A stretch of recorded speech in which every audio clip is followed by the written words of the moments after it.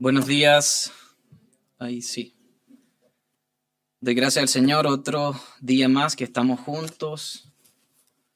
Una semana de muchos desafíos, pero gracias al Señor que nos permite estar acá, estar con la salud, con la disposición de poder ser expuesto a la palabra. Y así como han dicho nuestros pastores, el fin es que la palabra del Señor pueda transformar toda nuestra vida y conformarnos a Cristo. Ese es el propósito de la santificación, que Dios va conformando toda nuestra vida para que cada día sea más Cristo a través de cada uno de nosotros, su expresión en la tierra. Así que esta mañana yo quiero invitarle a que pueda buscar conmigo la carta de Primera de Juan. Estamos estudiando esa carta, Primera de Juan, capítulo 3. La semana pasada quedamos en el versículo 4 y para recordar un poco lo que se ha hablado acerca de esta carta, mencionábamos que en el versículo 4 el apóstol Juan entra en una sección donde él va a mostrar la incompatibilidad que hay entre el pecado y el nuevo nacimiento. Es decir, aquel que realmente tiene a Cristo en su corazón no puede practicar el pecado. La vida de pecado difiere de la nueva identidad que tenemos en Cristo. Y no porque el creyente no pueda pecar, sino que no es un hábito en su vida. Si realmente esto pasa en la vida de un creyente, entonces hay que examinar el corazón y rever la salvación, ver si realmente el Señor ha hecho esa transformación en el corazón. Y en el versículo 4, el apóstol define lo que es el pecado. Él dice que el que comete pecado es un infractor de la ley, porque el pecado tiene que ver con eso, con infracción de la ley. Y antes de iniciar el versículo 5, mientras estudiaba este versículo 5, venía una ilustración a mi cabeza de una situación que tuvimos hace poco con una familia cercana, y es que cuando una persona está enferma y no lo sabe, no tiene ningún tipo de preocupación. Esta persona se enfermó y mostró sus síntomas casi a los últimos días de su vida, porque la enfermedad la fue deteriorando hasta el punto donde en sus últimos días es donde se pudo evidenciar realmente lo que ella tenía. Pero esa enfermedad no nació de un día para otro. Esa enfermedad tenía años en su vida, era una enfermedad muy grave. Esa enfermedad que sufrió esa persona era un cáncer al estómago. Y usted sabe que el cáncer es una enfermedad silenciosa. Empiezan las células cancerígenas a reproducirse, a atacar todo el sistema inmune del cuerpo. Y al principio no hay síntomas, uno se siente fuerte, se sentía esta persona normal, hacía sus actividades normales, hasta el punto donde esos malestares ya no pasaban solamente con tomar algún tipo de medicamento que calmara las dolencias que iba presentando cada cierto tiempo. Cuando ella fue al médico y le hicieron el diagnóstico, le dijeron eso, que la enfermedad estaba en etapa 4, que estaba en etapa terminal, y realmente mostraron la condición de esa enfermedad. ¿Cuál cree que fue la respuesta de ella? Esta persona automáticamente empezó a accionar todo lo posible para revertir esa enfermedad. Porque hasta que el diagnóstico no está hecho y la persona tiene conciencia de eso, realmente no le da importancia. Y eso es exactamente lo que Juan quiere transmitirnos en el versículo 5. En el versículo 4 él está diciendo que hay una enfermedad que destruye el alma del hombre, y es el pecado que está arraigado a raíz de la transgresión de Adán. Es un cáncer espiritual que es lo que está llevando a declive la vida del hombre. Y Juan está diciendo que ese es el diagnóstico de la humanidad, y si vimos en la Escritura, Pablo también lo habla. Pablo dice en Romanos que no hay justo ni siquiera uno, que todos han sido destituidos de la gloria de Dios. Y esa es la condición de toda la humanidad no redimida. El pecado está destruyendo la vida del hombre sin que el hombre se dé cuenta de esa enfermedad terminal que tiene. Pero Juan no se queda solamente allí. Juan dice que hay una solución y es lo que va a hablar en el versículo 5. Y quiero que vea la escritura. Y Juan dice, leemos la palabra del Señor. Y sabéis que Él apareció para quitar nuestros pecados. Y no hay pecado en Él. Juan está diciendo que ante esa condición hay una solución, hay un antídoto, que es lo único que puede rescatar el alma del hombre de esa condición y tiene que ver con la obra, con la persona de Cristo. Oremos al Señor. Señor, te damos gracias esta mañana, una vez más, por el privilegio que nos das de exponernos a tu palabra. Mi ruego esta mañana, Señor, es que la palabra realmente transforme nuestro corazón, transforme toda nuestra vida, Señor. Que sea la potencia de tu palabra por la obra de tu Espíritu Santo obrando en cada corazón, Señor. Obra en nuestras vidas, Señor, para que hoy podamos conducirnos de la manera que tú quieres que caminemos, Señor. Que haya una mayor santificación en tu iglesia por el fruto de tu palabra en nosotros, Señor. Y en aquellos, Señor, que todavía están bajo el engaño del pecado, bajo el engaño de la religión, bajo el engaño, la mentira, Señor, en sus mentes racionales, que sea tu Espíritu mostrando la condición espiritual, colocando convicción de pecado y de juicio, para que vean la necesidad que tienen de ti, Señor, y que solamente por la obra de Cristo es que pueden acceder a esta salvación tan grande. Te lo pedimos y te lo rogamos en Cristo Jesús. Amén y amén. Entonces, el apóstol Juan nos muestra eso. Quiere que veamos que si el pecado no fuera algo tan importante para Dios y que le diera tanta importancia, si fuera algo menor, entonces el hombre no hubiera necesitado realmente una obra tan gloriosa y que demandara tanto para poderlo sacar de esa condición. Porque siempre que hablamos de la obra de Cristo y nos jactamos y recordamos, hace poco en la Semana Santa veíamos y volvemos a recordar el sacrificio de Cristo, pero poco valoramos lo que esa obra representa y lo que costó realmente a Dios entregar la vida de su Hijo para que el hombre realmente fuera liberado del pecado. Y esa obra no era solamente mejorar la conducta o ajustar ciertos hábitos en nuestra vida o por medio de la palabra recibir algunos consejos para que nos fuera bien, sino arrancar de raíz el problema del hombre, que es la vida de pecado. Porque no tiene que ver con un asunto temporal, tiene que ver con algo de trascendencia eterna, porque esta decisión va a determinar a dónde vamos nosotros, hacia dónde estamos caminando. Y el hombre necesita comprender que no es una pequeña ayuda que necesita para su vida para hacerla algo mejor o para que su vida se configure a lo que el hombre quiere que sea.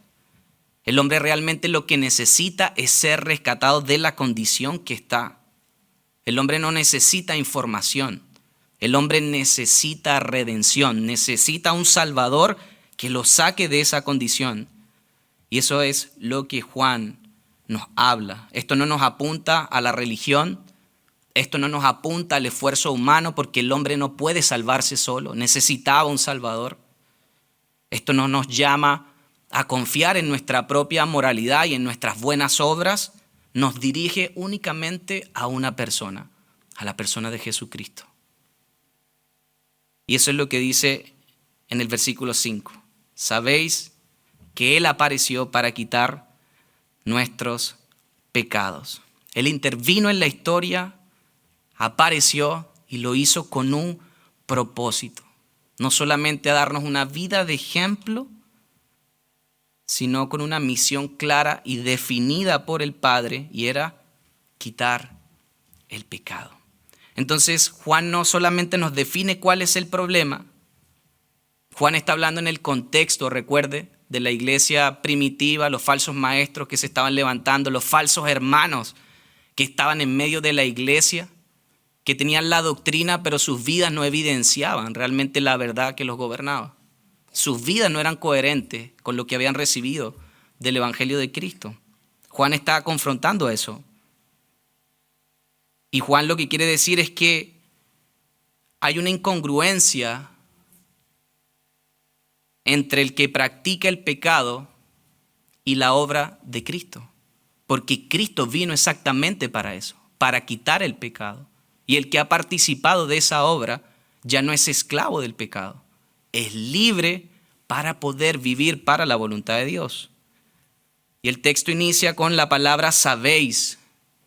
El apóstol los afirma. Él les dice, esa palabra lo que les está diciendo es que ustedes tienen el conocimiento, ustedes tienen la doctrina, y no solamente por entendimiento, sino por el testimonio y la convicción en sus vidas de que Jesús apareció, y esa es una verdad fundamental del Evangelio, creer en la encarnación, creer en el propósito de su primera venida, no es una teoría.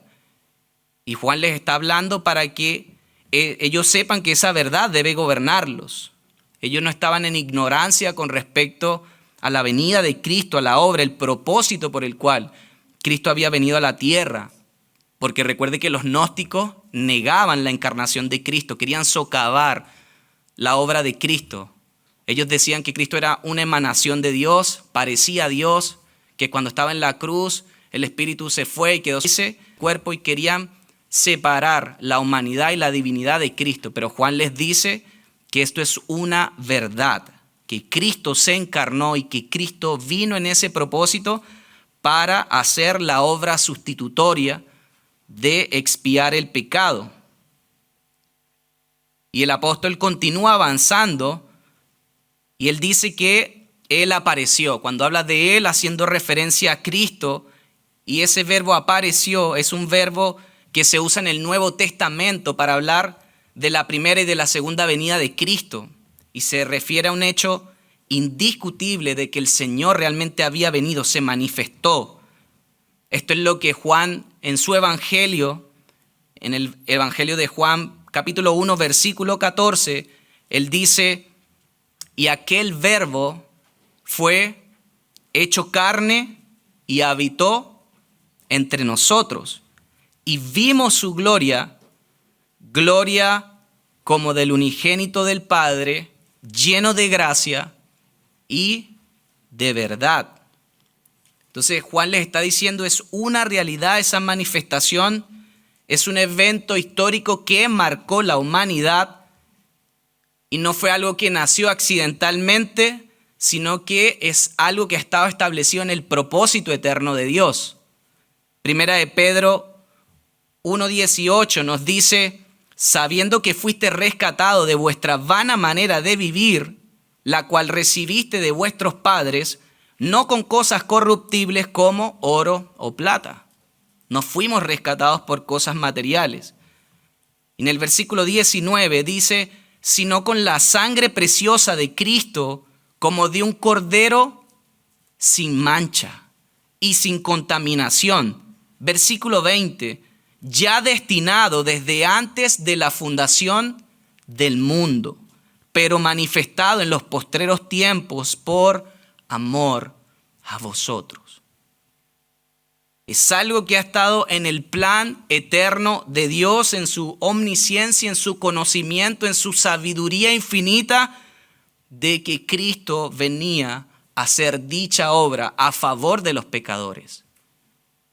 No fue un accidente, no fue que a Dios se le escapó, que Adán y Eva iban a pecar y para solucionar, bueno, tuvo que improvisar. No, es algo que eternamente ya estaba en la mente de Dios. Humanamente nos cuesta entender esto, porque en el tiempo cronos es difícil entender lo que es la eternidad. Pero esto nos habla de lo sabio y lo grande que es nuestro Dios. Y Juan no solamente dice que esa aparición fue un evento que marcó la historia, sino que dice el propósito. Vea el versículo 5. Y sabéis que Él apareció, ese para nos habla de propósito, y nos dice Juan, para quitar nuestros pecados. Ese es el propósito de la primera venida de Cristo. Ese nos habla del propósito de su encarnación. Y nosotros como creyentes celebramos la venida de Cristo, de que Él vino a salvarnos del castigo eterno.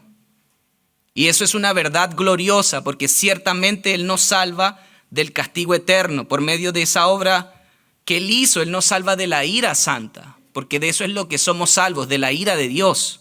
Porque la ira de Dios tiene que saciarse, obviamente, su justicia ante el pecado del hombre. Pero Él no solo no vino para que no vayamos al infierno y nuestro destino eterno sea allí. Él vino a cargar el pecado como el sustituto perfecto, y esto apunta a la obra expiatoria que Isaías profetizó en el capítulo 53, versículo 5, un texto que es conocido para nosotros. Isaías 53, 5, 6 dice: mas Él herido por nuestras rebeliones, molidos por nuestros pecados, el castigo de nuestra paz fue sobre Él, y por sus llagas fuimos nosotros curados.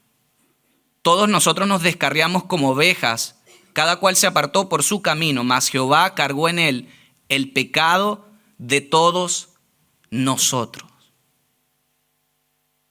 Eso apunta al propósito de su encarnación. Cristo vino a ser ese sustituto perfecto, el único que podía quitar la deuda que la humanidad no redimida, en este punto los elegidos, los que iban a ser partícipes de la obra de gracia, no podían quitarse esa deuda, tenía que hacerlo Él. Y eso nos habla de la propiciación, un término que para los que estamos estudiando teología y nos puede crear cierta confusión cuando leemos redención, propiciación, hay que saber qué significa cada término, porque cada uno habla realmente el propósito en todo el desarrollo de la obra de Cristo. Y si no lo vemos, no vamos a comprender realmente lo que implicó esa obra en nuestra vida. Y cuando hablamos de la propiciación, es que Cristo resuelve esas deudas con Dios. Cristo paga, satisfizo la ira de Dios por medio de su entrega. Ese cambio de estatus que nosotros tenemos de pecadores a pecadores redimidos por la justicia de Cristo que se nos imputa por nuestra unión con Él a través del nuevo nacimiento, es lo que Juan les recuerda en el capítulo 2, versículo 2. Si usted vaya atrás a Juan, un capítulo atrás, él dice: y Él es la propiciación por nuestros pecados. Eso es lo que tiene que ver con propiciación, que Cristo satisfizo la ira de Dios. Eso fue parte del propósito de su venida. Pero Juan no solamente nos habla en la carta de que Cristo vino a pagar la deuda, de que Cristo vino a tomar nuestro lugar, sino que apunta a algo más profundo. Él viene a quitar los pecados. Ese verbo que está ahí, esa palabra en griego, significa literalmente remover, llevarse completamente, quitar, desarraigar. Cristo, por medio de su obra, no quitó solamente una parte. Él cambia toda la naturaleza pecaminosa de nuestra vida, aunque sabemos que en esta condición donde estamos ahora no estamos perfeccionados. Vamos avanzando en esa perfección, porque luchamos con el pecado remanente que todavía está en nuestros miembros, en el cuerpo carnal con el que lidiamos y que todavía tiene prácticas y costumbres del viejo hombre. Pero está hablando de un asunto de la naturaleza. Eso es lo que Cristo quitó. La naturaleza de pecado y esa iniquidad y rebeldía que había en nuestros corazones para ir en contra de la ley de Dios. Eso es lo que hace la obra de Cristo. Es imposible que el hombre naturalmente en sus fuerzas quiera amar a Dios. Si tú hoy buscas a Dios, si tú hoy quieres más de Dios, si tú hoy realmente anhelas en tu corazón conocer a Dios, es porque su gracia obró en nuestro corazón para atraernos a Él, porque nadie busca a Dios, no hay justo, nadie, solamente hubo uno, que es Cristo. Entonces, cuando estábamos lejos de Dios, cuando vivíamos en desobediencia, siendo enemigos, Cristo vino para que el pecado no reine más en nuestra vida. Y a causa de esa libertad que tenemos por medio de su obra, es que podemos vivir para Dios. En Juan, el Evangelio de Juan 1:29, dice, y el siguiente día vio Juan a Jesús que venía a él y dijo, he aquí el Cordero de Dios que quita el pecado del mundo. Juan conocía el propósito de esa encarnación. Y eso es lo que Jesús declaró al final de su obra, cuando él estaba clavado en la cruz, cuando vimos las 7 declaraciones gloriosas de nuestro Salvador. ¿Cuál fue la última declaración con la que él selló el pacto de la redención? ¿Qué dijo él estando colgado en el madero? Consumado es. Eso está en Juan 19:30. ¿Y qué quiso decir Jesús cuando dijo eso?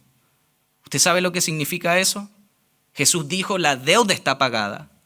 Cada pecado que se cometió había sido pagado por completo. Lo que el hombre no pudo pagar, por ende no podía salvarse, Jesús, a través de su sacrificio, satisface la justicia de Dios y muestra que Él cumple el propósito del Padre, siendo ese sustituto perfecto, verdaderamente hombre para morir en nuestra representación y verdaderamente Dios para que su sacrificio tenga un valor infinito. Por eso la obra de Cristo no se compara a nadie, a nada. Es tan gloriosa su obra.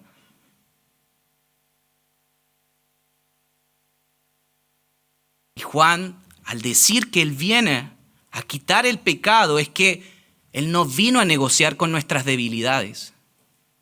Él vino a quitar de raíz la rebelión que había en el corazón. Cuando hemos leído Efesios capítulo 2, versículo 1 y 2, nos habla la condición espiritual que teníamos y la obra que Él ha hecho en nosotros. Efesios 1, 2 dice, capítulo 2, versículo 1 y 2, dice, y Él os dio vida a vosotros cuando estabais muertos en vuestros delitos y pecados. ¿Quién fue el que nos dio vida? Y Él os dio vida. Es una obra que Dios hace en el hombre, porque está alineada a su propósito, rescatar al hombre del pecado. Versículo 2, en los cuales anduviste en otro tiempo siguiendo la corriente de este mundo. Vivíamos de esa manera cuando no teníamos a Cristo. Vivíamos lejos de Dios, de su ciudadanía, haciendo lo que nos daba la gana, viviendo como vive el mundo. Eso es la corriente de este mundo, vivir como vive la gente del siglo que estamos viviendo. Las modas, lo que hoy vemos. Y Pablo dice algo más fuerte, dice, conforme al príncipe de la potestad del aire, el espíritu que ahora opera en los hijos de desobediencia. ¿Quién es el que está obrando en el corazón de los incrédulos? El espíritu de la potestad, el príncipe de la potestad del aire. ¿Y a quién hace referencia? A Satanás. Entonces, cuando usted ve a su hijo, lo que hablábamos la semana pasada, que es incrédulo, ay, es que es muy lindo, está gobernado por una naturaleza y es Satanás el que gobierna su vida. A su esposo no convertido, es Satanás el que gobierna su vida. Cuando lo ves atado en vicios, en cosas que realmente no glorifican a Dios, es Satanás el que tiene control de su vida. Porque esa es una característica de la gente que no tiene a Dios en el corazón. Viven gobernados por la naturaleza de pecado. Viven gobernados por un espíritu que va en contra de todo lo que se llama Dios. Y nosotros éramos así, vivíamos sin ley en nuestros deseos. Pero la obra expiatoria, vicaria de Cristo ocupando nuestro lugar, tuvo un propósito y fue apartarnos para Dios. Qué glorioso eso. Porque no teníamos el mérito. Usted cuando ve los partidos de fútbol, que converso con los chiquillos, cuando van a fichar un jugador, ¿por qué lo fichan? ¿Por qué lo compran? Porque es muy bueno en lo que hace, ¿cierto? ¿Por qué la gente quiere que Messi juegue en su club? ¿Por qué pagarían que Cristiano Ronaldo juegue en su club? Porque son buenos en lo que hace. Pero cuando Dios hizo la obra de redención en favor de nosotros, no fue porque nosotros éramos lo mejor. Todo lo contrario. La Escritura dice que Él tomó lo más vil y menospreciado para mostrar su gloria, porque ese es el fin, que Él muestre su gloria, que Él sea glorificado. Y nosotros somos partícipes de esa obra, por eso no podemos jactarnos. Por eso tenemos que recordar la condición miserable espiritualmente que teníamos delante de Dios. Y eso nos habla de su grandeza, de su gracia, de su misericordia, de su paciencia, que la tuvo con nosotros cuando no la merecíamos. Y Juan está diciendo, entonces, si Cristo murió para santificarnos y quebrar el dominio del pecado, es imposible decir que abrazamos a Cristo y que vivamos de manera pecaminosa. Es incoherente que haya gente que se diga que son cristianos y que su vida está marcada por el pecado. Es incoherente. Es imposible la obra de la justificación en la cual Dios nos declara justo por nuestra unión con Cristo y que esa obra no exprese o manifieste santificación. Es imposible. Van de la mano. ¿Cómo podemos vivir en patrones de pecado si en el momento de nuestra justificación y nuestra conversión empezó la obra de santificación en nuestra vida? Eso no es lo que el apóstol Pablo dice a los filipenses. El que comenzó la buena obra en vosotros la va a perfeccionar. ¿Hasta cuándo? Hasta el día de su venida. O sea, inició un proceso en nuestra vida en el cual Él nos va conformando y es la gracia de Dios la que va obrando en nosotros. La vez pasada vimos que hay una participación, hay una responsabilidad humana que no se desliga de la soberanía de Dios, pero es Dios el que obra en nosotros porque Él es el que produce en nosotros el querer y el hacer. Tito 2:14 dice, quien se dio a sí mismo por nosotros para redimirnos de toda iniquidad y purificar para sí un pueblo propio celoso de buenas obras. Él se dio por nosotros. Él se entregó. Ahí vemos la renuncia de Cristo, lo que nos habla Filipenses capítulo 2, cuando Él se liberó de la posición de privilegio que tenía, cuando Él se vació de esa posición de gloria en la eternidad y se encarna y toma la forma de hombre. Y dice, para redimirnos de toda iniquidad y purificar para sí un pueblo propio. Y ahí esa palabra redimirnos tiene que ver con la redención. Y cuando yo le decía que necesitamos comprender lo que significa cada palabra para que entendamos la obra de Cristo, acá es donde entramos. Y redención es pagar un rescate, es pagar un precio por comprar la libertad de alguien que estaba esclavizado. Eso es lo que significa redención. Cuando usted canta, en Él tenemos redención, es que Cristo pagó un precio para liberarnos a nosotros del pecado. Ahora, cuando Él paga ese precio, no es para que nosotros vivamos en libertad y hagamos lo que nos da la gana. La Escritura nos muestra que lo que hay es un cambio de dueño. Dejamos de ser siervos de la iniquidad y pasamos a ser siervos de la justicia. Y es porque en la nueva naturaleza nosotros podemos caminar en la justicia de Dios. Romanos 6:18 dice, y libertados del pecado, vinisteis a ser siervos de la justicia. Si usted ha nacido del Señor, si usted ha experimentado la obra de gracia de Cristo en su vida, usted debe vivir para la justicia de Dios. Usted debe vivir bajo los mandamientos de Dios. Usted debe vivir conforme a lo que establece la palabra de Dios. Y esto nos apunta también que el que realmente ha abrazado el Evangelio por medio de la fe, que es el don que Dios nos da, no puede ser igual, es imposible. El nuevo nacimiento es la obra del Espíritu, opera en nosotros para impartirnos su naturaleza y sacarnos de la ignorancia. Y es esa misma vida impartida lo que nos lleva a vivir en santidad. Y el apóstol lo que está llevando a su audiencia es a entender que no se puede estar conectado a la persona y a la obra de Cristo sin que la relación del pecado cambie drásticamente. Tiene que cambiar la relación que hay con el pecado. No puede seguir igual. Hay un cambio de actitud hacia la ley de Dios que cambia por la renovación que hay en nuestro interior, en esa obra de regeneración, en ese nuevo nacimiento. Esa es la promesa de Ezequiel 36, 26 y 27. Si usted busca Ezequiel 36, 26 y 27, ¿qué dice Ezequiel? Os daré un corazón nuevo y pondré espíritu nuevo dentro de vosotros y quitaré de vuestra carne el corazón de piedra y os daré un corazón de carne. Versículo 27, y pondré dentro de vosotros mi espíritu y haré que andéis en mis estatutos y guardéis mis preceptos y los pongáis por obra. Hablando la promesa del nuevo pacto, la obra gloriosa que Dios haría.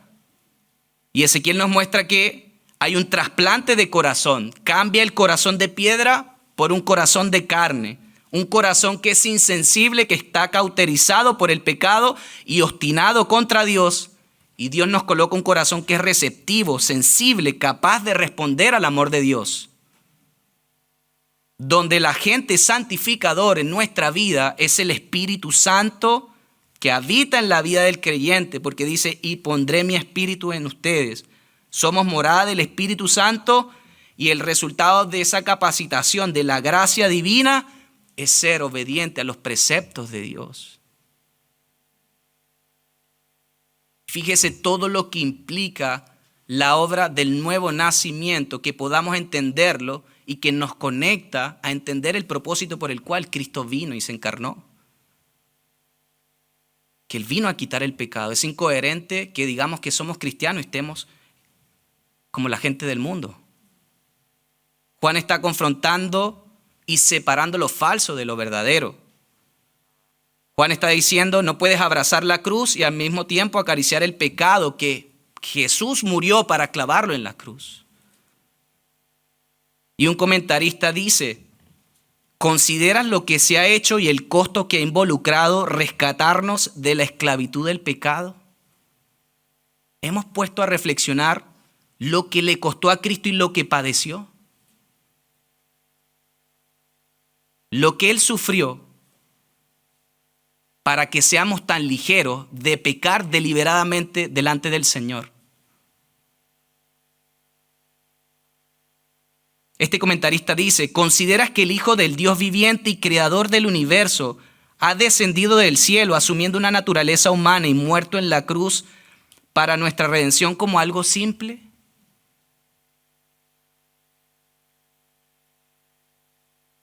Y él dice, preguntémonos lo siguiente, si el pecado hubiera sido tan insignificante como nosotros muchas veces pensamos, ¿era necesario el uso de tales medios para eliminar el veneno mayor que destruye el alma del hombre? Cada vez que pecamos de manera deliberada, le hacemos ver a Dios que no nos importa lo que su Hijo pagó por nosotros y que rechazamos la obra de Cristo. Usted está viendo que el pecado, lo que vimos, versículo 4, no es solamente una equivocación, no es solamente un pequeño fallo, un desliz, estoy en el proceso. Es anarquía, es menospreciar y menoscabar la obra de Cristo. Y como les dije, Juan confronta a los falsos maestros y falsos creyentes. En el capítulo 2, versículo 19, salieron de nosotros, pero no eran de nosotros, porque los que son de nosotros permanecen.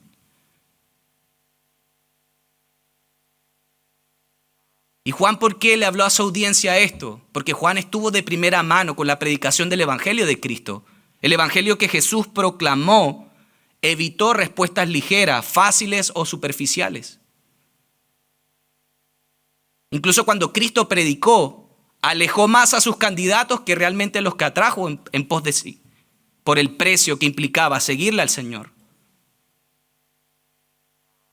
Él nunca dio un mensaje que diera a alguien falsa esperanza. El Señor siempre habló del pecado. El mensaje de la predicación de Cristo, ¿cuál fue? Arrepentíos porque el reino de los cielos se ha acercado. Y el evangelio que hoy predicamos o que en muchos lugares se predica, para no hablar de esta iglesia, gracias a Dios que así no pasa acá, tiene una cosmovisión errada que apunta a esa falsa esperanza. Porque solamente le anima a las personas a que declaren a Cristo como su Salvador, pero no como su Señor. Si confiesas con tu boca que Él es Señor, listo, tienes la vida eterna. Pero después de ahí, ¿qué? Porque aquel que realmente Cristo hace esa obra pasa a ser siervo de la justicia, pasa a ser siervo de Cristo. Tiene que vivir su voluntad para la voluntad de Cristo. Ese es el evangelio que Jesús predicó. ¿Quieres seguirme? Toma tu cruz, niégate, niega tu voluntad. Es un precio alto. Cuando le habló el joven rico, Señor, he hecho todo lo que dice la ley. Ok, vende todo, dáselo a los pobres, ven conmigo. ¿Qué hizo el rico? El joven rico. Se fue triste. Porque hay que pagar un precio alto por lo que implica el evangelio. El evangelio de la gracia es entender que en la salvación hemos recibido el favor de Dios, pero la gracia no es para dejarnos cómodos y para descansar y para pensar que Dios hace todo. Los verdaderos creyentes perseveran en el camino del Señor dando fruto de una vida transformada.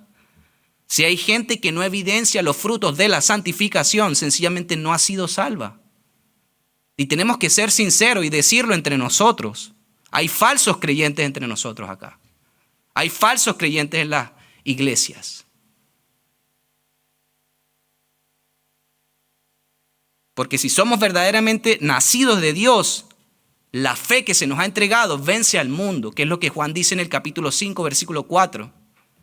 La fe que nos dio, que se nos impartió, vence al mundo. No podemos vivir así. Y esto no habla de perfeccionismo, lo hemos dicho. Nos equivocamos porque ciertamente estamos lidiando con el pecado, pero el proceso de santificación no puede detenerse en la vida de un santo.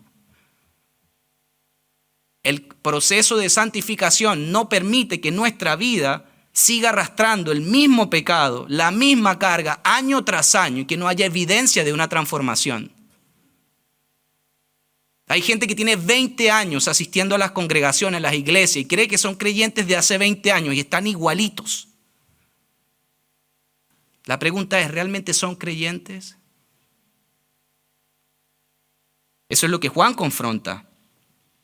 Gente que tiene apariencia de piedad, practica la piedad, pero realmente no son creyentes. Y la Escritura nos habla de ejemplos de eso, con alguien que tiene engaño en su corazón y que realmente no ha sido regenerado. Y veamos el claro ejemplo de Judas. Judas caminó con el Señor. ¿Cuántos años duró el ministerio público de Cristo? Desde su aparición con Juan el Bautista y después Jesús hizo su ministerio aproximadamente 3 años, ¿cierto? ¿Y qué pasaron en esos 3 años? Judas parecía un discípulo porque fue uno de los 12. Estuvo expuesto a las enseñanzas del Señor de primera mano porque estaba entre los 12, vio los milagros, vio la multiplicación, vio todo lo que el Señor hacía. Al parecer compartía la esperanza del reino de Cristo porque estaba con los demás discípulos, pero aún así, a pesar de todo esto, su fe no era auténtica.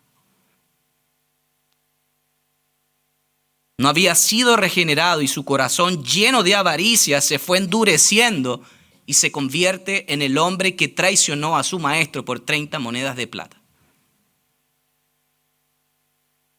Entonces el tiempo que tenía caminando con el Señor, estando de cerca, conociendo la doctrina, no garantizó que él fuera un verdadero creyente, porque los frutos de su vida fueron los que evidenciaron realmente dónde estaba cimentado él. Nosotros tenemos que medirnos así, no solamente por el conocimiento, lo dijimos, la teología es muy buena, necesitamos conocer doctrina, pero realmente la doctrina que hemos conocido tenemos que vivirla, tiene que pasar a ese estadio, a manifestarlo. El pastor John Piper dice que hay gente que puede estudiar 40 años teología y no conocen a Dios. Y es cierto, el conocimiento es necesario, pero recuerde que una mala teología también condena, como dijo el pastor John MacArthur. Entonces, Judas es un ejemplo de eso, y no solamente Judas. Si usted va a la carta de 2 de Timoteo 4:10, el apóstol Pablo dice, porque Demas me ha desamparado, amando este mundo, y se ha ido a Tesalónica. Un ayudante del apóstol Pablo, llevando el ministerio con él, caminando con él, haciendo la obra con él. Tiene su primera aparición en Efesios capítulo 4, cuando dice, despide Pablo, en el último capítulo, y dice, le manda saludo Lucas, le manda saludo Demas. Y comentaristas dicen que participó de la obra del ministerio, pero cuando Pablo fue encarcelado, en 2 de Timoteo le escribe, porque Demas me ha desamparado, amando este mundo, y se fue a Tesalónica. ¿Qué manifestó Demas?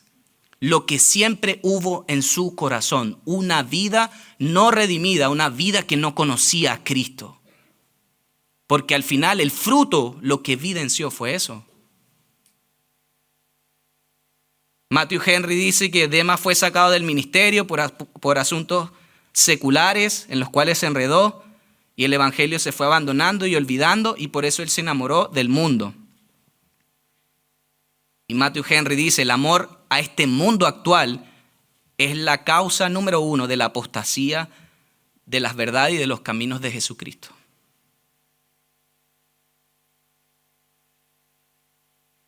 Esa es la gente que cuando leímos la parábola del sembrador, Lucas capítulo 8, los de sobre piedra, que habiendo oído, reciben la palabra con gozo, pero no tienen raíces, crecen por algún tiempo y en el tiempo de la prueba se apartan. ¿Por qué? Porque nunca nacieron de nuevo. Y hoy vemos esos falsos cristianos. No solamente pasó en la época de Juan, en todas las eras de la iglesia, falsos conversos que menosprecian la obra de Cristo porque viven como los no salvos y se justifican con la normalidad. Es que no somos tan religiosos. Es que ustedes son religiosos. ¿Ha escuchado eso alguna vez?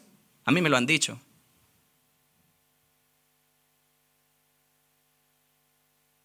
Y con respecto al falso evangelio que se predica, John MacArthur dijo lo siguiente. Es un evangelio que fracasa en confrontar a los individuos con la realidad de sus pecados. Fíjese bien, es un evangelio que fracasa en confrontar a los individuos con la realidad de sus pecados. Iglesias conservadoras llenas de personas que viven como paganos, siendo los cristianos contemporáneos condicionados para no dudar nunca de la salvación de nadie. Nadie cuestiona el testimonio sin tener en cuenta lo inconsecuente que pueda ser su estilo de vida con la palabra de Dios. Estamos en medio de una generación que es muy blanda, que no tolera ni acepta la corrección, y si hablamos este tipo de mensaje, va a ser una iglesia que no va a estar llena nunca. Porque este mensaje lo que hace es exponer la miseria del hombre y decirle al hombre que realmente necesita a Dios en su vida. Mostrarle al hombre que lo que está haciendo, como está viviendo, no es realmente coherente a los caminos de Dios, ni como Dios quiere que viva el hombre. Y fíjese que no pasa solamente con la gente del mundo, pasa en la iglesia. Si hay entre nosotros gente que no tiene el testimonio ni lo evidencia, tenemos que ser sinceros entre nosotros. Hay que evangelizar a esa persona para que realmente conozca al Señor. Y evangelizarla, colaborarle con eso y orar y rogarle hasta que el Señor haga la obra, porque Él es el que hace la obra, no nosotros.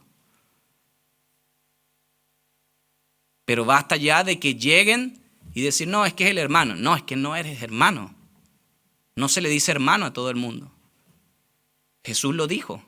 Afuera están tus hermanas, tu madre, y Él dijo, el que hace la voluntad de mi Padre, ese es mi hermano, esa es mi madre. Yo le digo hermano al que hace la voluntad de mi Padre y que su vida evidencia realmente una conversión y una transformación. Ese es mi hermano. Vemos el pecado como si fuera algo sin importancia. Pecados que no se oían en la iglesia hace unas décadas atrás, hoy son la corriente de cada día. Divorcio, inmoralidad, adulterio, fornicación, engaños, amor al dinero, amor al mundo. Y si hacemos un escáner en las iglesias de hoy en día, hace poco escuchaba, parejas sin casarse sirviendo en la congregación. Aquellos que se arrejuntan a probar si realmente el matrimonio funciona y están de primera mano sirviendo. ¿Qué orden es ese? Iglesias homosexuales, vi unas noticias, liderando familias, porque Dios es amor y como Dios es amor, Dios ama a los homosexuales. Y yo digo, ¿será que no leyeron Corintios cuando dice que ni los homosexuales afeminados heredarán el reino de Dios? Ministros, vidas desordenadas, dándose en casamiento, siendo descalificados por manchas morales, hoy se hacen llamar apóstoles y queriendo ser el gobierno de la iglesia. Y eligen el gobierno de la iglesia por las cualidades y carisma que tiene la gente, pero no realmente por un llamado irrevocable de Dios o el fruto de una vida que evidencia que realmente la palabra lo gobierna. ¿Ve los tiempos que estamos viviendo tan peligrosos? Donde lo único que nos va a preservar es la verdad de Dios y que nuestra vida realmente viva conforme a la verdad de Dios. Estamos en tiempos difíciles, ministerios que tienen años, los hemos visto caer. Y eso nos hace comprender que nadie está exento del pecado y que todos los días va a luchar contra nuestra alma para llevarnos en contra de Dios.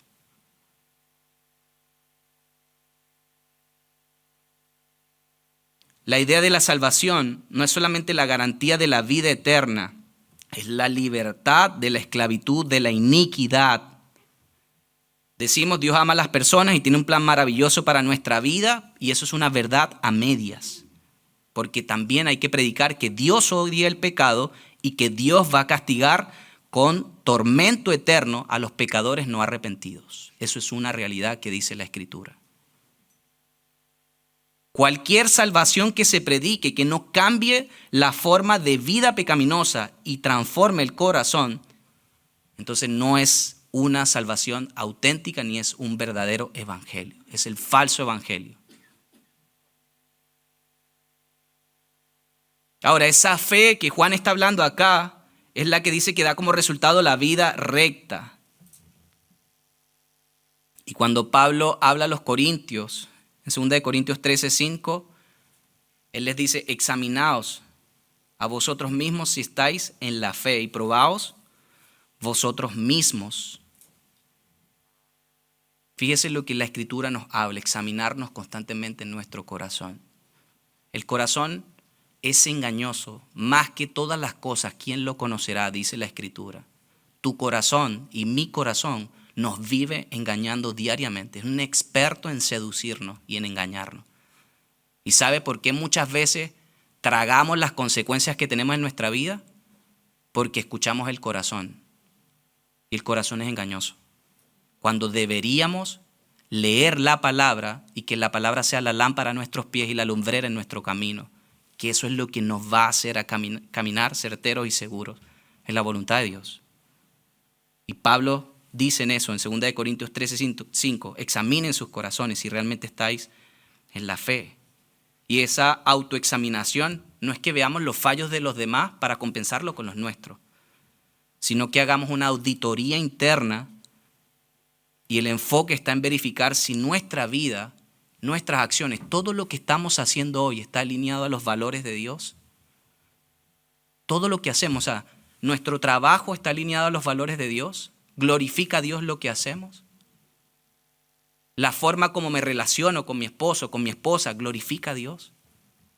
Porque no es una sola área de la vida, es un todo.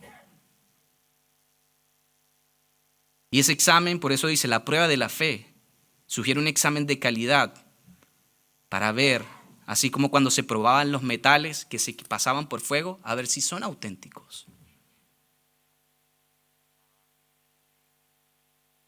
Y Pablo en Filipenses capítulo 3, con esto cierro, en el versículo 18 y 19, habla de los enemigos de la cruz de Cristo. Se lo voy a dejar para que lo lea en casa y ganar tiempo. Filipenses capítulo 3, versículo 18 y 19. Y esos enemigos de la cruz de Cristo no eran solamente los perseguidores externos, eran aquellos que estando dentro de la congregación vivían de una manera que contradecía el mensaje del Evangelio. Cuando vivimos de la manera que contradice el mensaje del Evangelio, pasamos a ser de esta lista. ¿Y qué dice Filipenses 3:17? Hermanos, sed imitadores de mí y mirad a los que así se conducen según el ejemplo que tenéis en nosotros. Versículo 18, porque por ahí andan muchos de los cuales os dije muchas veces y aún ahora lo digo llorando, que son enemigos de la cruz de Cristo. Versículo 19, el fin de los cuales será perdición, cuyo Dios es el vientre y cuya gloria es su vergüenza, solo piensan en lo terrenal. El fin es la perdición. 4 características que Pablo habla aquí de esos falsos creyentes. Su fin es la perdición. Habla de la ruina espiritual eterna que tienen al rechazar la eficacia de la cruz para salvación. La gente que vive en pecado rechaza la eficacia de la cruz para la salvación y para la santificación. Se apartan de la única fuente de vida que es Cristo. Pablo dice, su Dios es el vientre. Y eso habla de gente que es esclava de sus impulsos, de sus deseos y de sus apetitos carnales. No es solamente la glotonería que lo incluye. La glotonería entra este pecado acá. Sino que es una vida que es gobernada por lo que el cuerpo pide al momento, en vez de ser una vida guiada por el Espíritu. La tercera característica que Pablo habla es que su gloria es su vergüenza. Se jactan de los pecados que cometen y no se arrepienten. Lo que es para Dios deshonroso, para ellos es progreso. Muchas veces actuamos así. Hacemos cosas que en nuestra lógica y entendimiento pensamos que está siendo honroso y realmente va en contra de lo que establece la Escritura, por ignorancia muchas veces. Y lo último que termina Pablo es que dice que solo piensan en lo terrenal. Solo piensan en lo terrenal, es decir, sus metas, sus prioridades, su mentalidad, todo está enfocado en la vida presente. Y esa es la raíz de la enemistad que tienen con la cruz. Recuerde que nosotros somos extranjeros y peregrinos, que nuestro fin no es acá. Nada de lo que tenemos acá nos los vamos a llevar. Nuestro fin es la gloria eterna para estar para siempre con nuestro Señor. Entonces, pensar en lo terrenal habla de eso, una perspectiva horizontal. Se enfocan solamente en el éxito material, reputación, logros temporales y rechazo a lo eterno al ignorar la realidad del reino de Dios. Viven como si lo único que existiera o fuera a existir es este mundo pasajero, lo cual es opuesto al mensaje de la cruz. Porque el mensaje de la cruz nos llama a morir. Diga conmigo, a morir a nosotros mismos para vivir para Cristo. Con esto el apóstol Juan lo que está diciendo es que vivir como amigo de la cruz implica someter esos apetitos personales a la guianza del Espíritu. Es buscar la gloria de Dios en vez de buscar mi gloria propia, y es mantener una perspectiva, una cosmovisión enfocada en la eternidad. Y nos empuja esto a vivir una vida santa, porque el pecado siempre va a ser incongruente con la obra de Cristo. Cristo vino para quitar el pecado del hombre. Nadie puede quitar el pecado en la vida del hombre, solamente Cristo, por medio de la fe, es que tenemos acceso a Él, al creer que Él vino, que Él pagó por mis pecados, y que por medio de esa obra es que yo tengo comunión con Él y voy a la gloria eterna con Él. Si tú no tienes convicción y testimonio de la salvación, esta palabra yo creo que el Señor la habla hoy a nuestra vida para que realmente podamos arrepentirnos, para que realmente podamos volvernos de nuestros caminos a Dios y le digamos a Dios que necesitamos de su gracia y que sin Él no somos nada. Y para la iglesia, este mensaje es: si nuestra vida ha estado caracterizada por el pecado, tengo que rever la salvación, porque voy en contra de la voluntad de Dios, teniendo anarquía en mi corazón y estoy menospreciando y menoscabando la obra de Cristo, el sacrificio perfecto que Él hizo para quitar los pecados. Que el Señor nos ayude a tener responsabilidad en nuestra vida, que lo que se nos entregó no es cualquier cosa. Es el glorioso y bendito evangelio de nuestro Señor Jesucristo, y que podamos vivir una vida digna de tal llamado que se ha hecho en nuestra vida. Amén.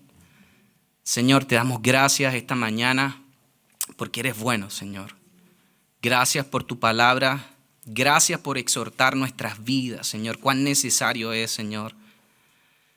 Ayúdanos, Señor, como iglesia, a que podamos ser coherentes con tu evangelio, Señor. Ayúdanos a que nuestra vida realmente pueda configurarse al verdadero evangelio, Señor, y que tu Espíritu Santo obre esta palabra en nuestro corazón para que veamos el sentido de responsabilidad, Señor, para que realmente vivamos con el único fin que hemos sido creados, que es vivir para tu gloria, Señor. Ayúdanos porque somos inútiles muchas veces en nuestra fuerza. Haz que la marca de esta iglesia, de esta casa, Señor, sea la santidad. Que cada día, Señor, hayan vidas más apartadas y separadas para ti, Señor, y que evidencien una transformación por la obra de tu Espíritu. Ayúdanos, Señor, a ser coherentes. Aquellos que están todavía, Señor, cegados, engañados, Señor, rogamos para que el evangelio glorioso resplandezca en sus vidas, Señor. Rescátalos de su manera vana de vivir, Señor. Ayúdales. Hazles ver la bancarrota espiritual que tienen delante de ti, Señor. Y muéstrales que tu gracia es sobreabundante, Señor. Y vino, se encarnó para quitar los pecados, la carga, la culpa que el hombre no puede quitar, solamente tú por medio de tu gloriosa obra. Te lo pedimos en el nombre de Jesús. Amén y amén.